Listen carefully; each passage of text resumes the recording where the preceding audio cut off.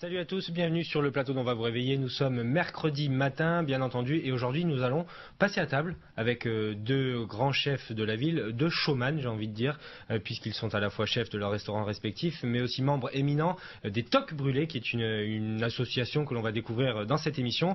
David Faure, bonjour. Bonjour. Alors vous êtes le chef de l'Aphrodite? Tout à fait. Je me trompe pas? Si c'est exact. Et vous êtes venu donc avec Luc Salcedo, qui lui est chef du restaurant qui porte son nom. Exactement. Voilà. Alors, ce qu'on va faire, c'est qu'avant de parler des Tocs Brûlés, je vais vous laisser 15 secondes à chacun pour nous parler de vos restaurants.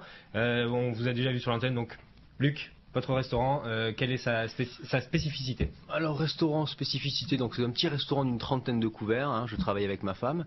Une petite cuisine de cœur, voilà, on fait le marché, on cuisine comme bon nous semble. On fait des bonnes petites choses, une cuisine méditerranéenne. Voilà, on fait on va dire une cuisine avec une touche provençale, italienne, enfin ça peut varier un petit peu, mais bon, on se fait plaisir. Alors, l'adresse?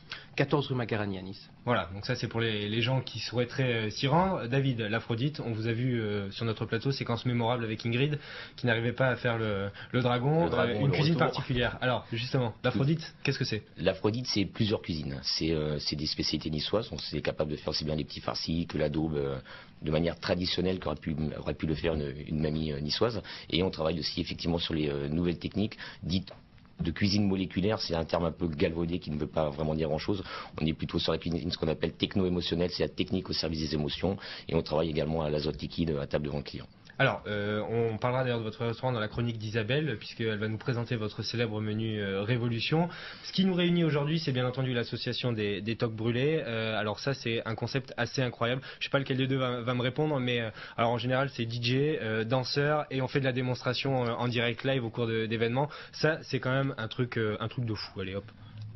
On a essayé de créer ce qu'on appelle du show cooking. Au départ, il y a une histoire d'amitié, une histoire de cœur en fait entre chefs. On se connaît tous plus ou moins. C'est vrai qu'en général, chaque chef de cuisine est dans son coin, travaille tout seul. Nous, on a voulu se retrouver, partager. Donc ça a commencé par un casse-croûte et de se dire qu'est-ce qu'on pourrait faire. Donc on s'est dit, mais ce serait bien qu'on crée une association. Et c'est vrai qu'en général, les associations sont assez restrictives. Nous, on a voulu faire quelque chose d'assez ouvert. C'est-à-dire que dans l'association, il y a du bistrot, il y a du gastro, il y a du bar à vin, il y a de la brasserie. S'il y avait un mot pour décrire les Tocs Brûlés, c'est un état d'esprit des cuisines. Voilà, ça c'est la chose la plus importante pour nous. Et notre envie, notre ambition, c'était de sortir, je dirais pas jusque dans la rue, mais quoique c'est peut-être quelque chose qu'on va être amené à faire très bientôt, ça fait partie de nos ambitions, mais de faire découvrir au public ce qui se passe dans les coulisses, de cuisiner devant les gens, de leur faire déguster, tout ça gracieusement bien évidemment. Et puis petit à petit on a voulu greffer un petit peu un côté spectacle, faire du show cooking. Et effectivement la dernière sortie qu'on a faite, c'est les mines en fête le mois dernier, où on a envoyé en improvisation totale 10 000 portions, ce qui est assez énorme sur une journée. On est une vingtaine de chefs, on avait toutes nos équipes avec nous, donc on était à peu près une soixantaine en production. On était sur les mines, les produits du mine, c'était pour défendre un petit peu les producteurs de la région et le fait qu'on ait les mines sur Nice. Et on avait les caisses de fruits, les caisses de légumes, les caisses de poissons, les pièces de viande entière, l'agneau entier, le porc entier. On a tout fait en impro total et effectivement il y avait DJ, danseur de tectonique, un écran 3 mètres 4 par 4, le caméraman qui retransmettait en direct tout ce qu'on faisait. On a pris les gens dans le public, on les a fait cuisiner avec nous, on leur a fait faire des concours. Et c'est vrai au bout d'un an et demi d'existence, on a fait quelques sorties maintenant, on a quelques sorties à notre actif. On est en train de gravir les marches une par une. Et c'est vrai notre ambition maintenant, c'est de monter un festival gastronomique sur Nice, mais qui sorte un petit peu de la norme. Alors, je vais donner l'adresse du site tout de suite, c'est lestocbrulés.org. Donc on peut retrouver les vidéos de certains événements, de tous les événements, bientôt d'ailleurs celui du Mine. Luc, je me tourne vers vous, puisque c'est vrai que David vient d'en parler, c'est une relation d'abord entre chefs. C'est vrai que quand on vous voit, vous êtes aussi très jeune, donc ça donne un petit peu une autre image aussi de la cuisine et des cuisiniers notamment. C'est important pour vous aussi? Oui, c'est très important dans le sens où, bon, moi je vais partir du début en fait, hein. On s'est connus avec David, à l'époque on était les clients mutuels de chacun de nos restaurants. Puis un jour il est venu manger, puis on a discuté à table autour d'un verre, et puis on a dit qu'est-ce qu'on peut faire? On peut faire ça? Tu penses qu'on peut faire ça? Puis on a dit ce serait sympa, ouais. On a lancé le truc et très très vite on était une vingtaine de chefs. Qui ont pris la carte de membre de l'association. Et au jour d'aujourd'hui, je peux vous dire vraiment, on passe des très très bons moments ensemble. Et on partage vraiment beaucoup de choses. Alors ça c'est important parce que justement le regard que vous pouvez porter aussi sur le travail des uns et des autres, puisque vous l'avez dit, c'est différents styles, la brasserie, le gastro, enfin tout ce qui existe. Donc j'imagine qu'il y a un échange aussi au niveau des techniques de travail. Luc, je sais pas, peut-être par rapport au travail de David, par exemple. Bien sûr. Donc on fait pas la même chose, certes, mais moi je peux vous dire, j'étais un des premiers à goûter la nouvelle cuisine, on va dire, de David. J'ai été vraiment agréablement surpris, même très étonné.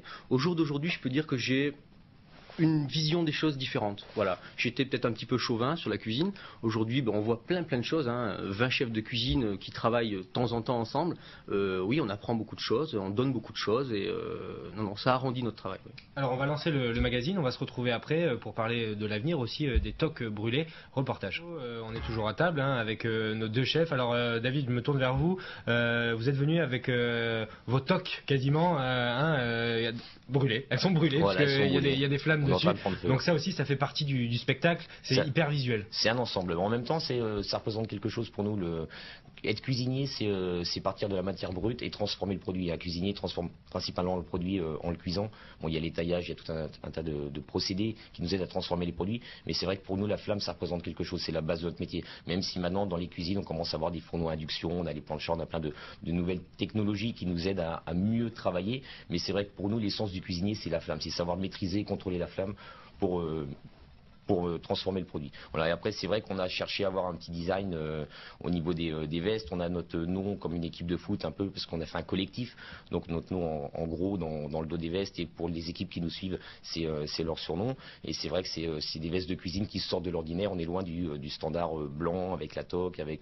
On a voulu un peu pas dépoussiérer, parce qu'il ne faut surtout pas renier le passé, mais c'est vrai que les générations avancent et changent, et on veut participer. Voilà, on veut participer à ce mouvement. On veut apporter notre petite gamelle à nous dedans. Quoi. Alors, Luc, est-ce que vous pouvez nous parler de l'avenir un petit peu? Où est-ce qu'on va pouvoir vous croiser? Est-ce que vous avez des dates prévues? Et peut-être aussi de ce que vous souhaitez faire dans l'association, la faire grandir? Comment ça va se passer là les mois qui arrivent? La faire grandir, oui, c'est assez dur à gérer. Aujourd'hui, on est une vingtaine. On sait qu'il y a de la demande un petit peu. On est très ouvert. Il n'y a pas de problème là-dessus. Alors, là, d'ailleurs, je le signale. Oui, exactement. Alors ça, c'était pour le lancement du guide Gantier avec notre ami Arnaud Poète. On a passé une très très bonne journée. Et oui, les ambitions, on a plein de vie, on est ouvert à tout, on a plein de vie, on a envie de faire plein de choses. Là, c'est vrai que récemment, on a fait les mines. On va peut-être être normalement sur AGEC Hotel.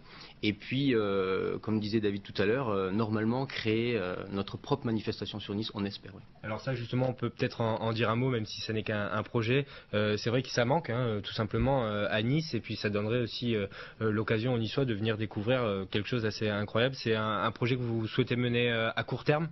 À court terme, non, parce que ça va être quand même une assez grosse structure, parce qu'on veut pas le faire réservé qu'au top brûlé. On est prêt à inviter d'autres chefs qui ne font pas partie de l'association, et c'est pas obligé que ça tourne obligatoirement qu'autour de la cuisine. Je veux dire, la cuisine, la restauration, pour nous, c'est l'amour, c'est le partage. Il y a quelque part, il y a une certaine forme artistique aussi, donc on peut greffer beaucoup de choses autour de cette manifestation pour justement la rendre vivante et attractive. Donc c'est un gros projet qui demande des gros budgets. Faut qu'on trouve des partenariats au niveau de la région, au niveau de la ville, peut-être de l'office du tourisme. Donc c'est beaucoup de portes à aller taper et voir comment on peut articuler la chose pour que ce projet soit mené à terme, surtout soit bien mené. Voilà, donc c'est un projet qui va peut-être aboutir et qui vous tient à cœur. Ça, pour nous tenir à cœur, il nous tient à cœur, oui. Alors justement, est-ce que vous arrivez à dormir avec tout ça, entre vos restaurants respectifs et puis... Non, on arrive à dormir. Oui, les gens appellent ça les siestes. Ah, voilà. Donc, et ça, c'est pour vous, c'est la nuit. C'est notre vie en fait, ça fait partie de notre métier. Déjà nous, si on veut se rencontrer pour faire nos réunions, pour préparer les manifestations, pour s'organiser, c'est après le service. Donc on va se rencontrer à 1h, 2h du matin. Sachant qu'on se lève le matin pour aller aux achats, au marché, ou aux mines, ou ailleurs. Très bien. Oui. Donc il faut compter 3-4 heures de sommeil par nuit maximum. Donc à ce rythme-là, on tient combien de temps Parce que ça me... Une vie. Normalement, ça doit tenir. Quand on est passionné, c'est une vie. D'accord. Ouais. Écoutez, c'est magnifique. Je vous ai pas demandé tout à l'heure comment vous voyez le travail de Luc. Parce qu'il a dit un mot sur votre cuisine. Alors maintenant, à vous de lui renvoyer la balle. Luc, on a la chance tous les deux donc de pas avoir les mêmes jours de fermeture. Donc effectivement, moi je suis fermé le dimanche et lundi, et le dimanche soir quand j'ai envie de sortir, on va dire que dans 80% des cas, je vais chez Luc parce que je retrouve une cuisine de produits. C'est vrai qu'en général, il travaille sur 3-4 parfums maximum dans l'assiette. Je sais qu'il est sur un produit de qualité, respecté, bien travaillé. Je vais retrouver les goûts. Ça va être franc, ça va être net. Je prends du plaisir. En plus, il y a une belle carte des vins avec de bonnes références, une belle sélection. Et voilà, c'est un moment de plaisir. Voilà, bah écoutez, deux restaurants à votre disposition, l'Aphrodite et celui de Luc qui porte son nom, donc Luc Salcedo. À vous de choisir. Et puis les toques brûlés, lestocbrûlés.org, c'est le site internet pour vous rencarder un petit peu sur tout ce qui se passe. Et puis bah messieurs, merci beaucoup de nous avoir accompagnés. On va vous laisser rejoindre vos fourneaux respectifs pour le service et on vous souhaite bonne continuation.